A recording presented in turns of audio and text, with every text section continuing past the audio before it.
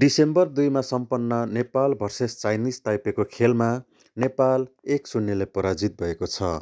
FIFA र्याङ्किङमा 106औं स्थानमा रहेको इन्डोनेसियासँग नेपाल पराजित भएपछि 42औं स्थानमा रहेको बलियो टिम चाइनिज ताइपेसँग धेरै ठुलो गोल अन्तरले हार्छ होला भनेर म लगायत धेरैले अनुमान लगाइरहेको बेला यो पटक नेपालले धेरै राम्रो आफ्नो खेल कौशलता देखाएर तपाईँ हाम्रो अनुमानमाथि बार लगाइदियो।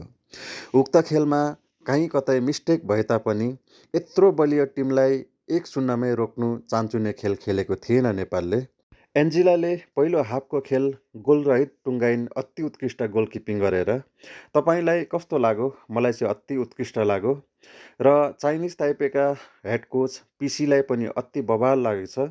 हाम्रा चेलीहरूको तारिफ यसरी गरिराख्नु भएको छ जुन तपाईँले सुन्न सक्नुहुन्छ। I know she not come but the number 10 is quite well.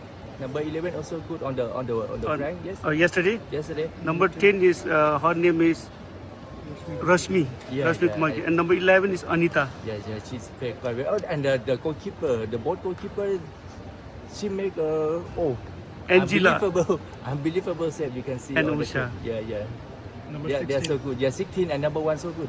एन्जिलाको Bangladesh, Myanmar, Uzbekistan लगायत अरू देशसँग खेल्दाखेरि दोहोरिरहने एकमात्रै गल्ती आजको खेलमा पनि देखियो, तर लक्किली गोलमा परिणत चाहिँ भएन।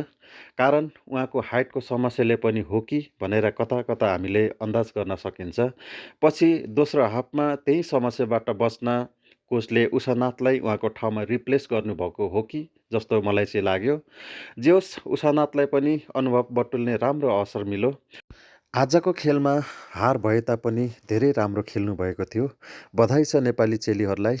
योभन्दा अझ प्रगति गर्दै जानुहोस्, यही अपेक्षा छ हामी सम्पूर्ण नेपाली फुटबल प्रेमीहरूको।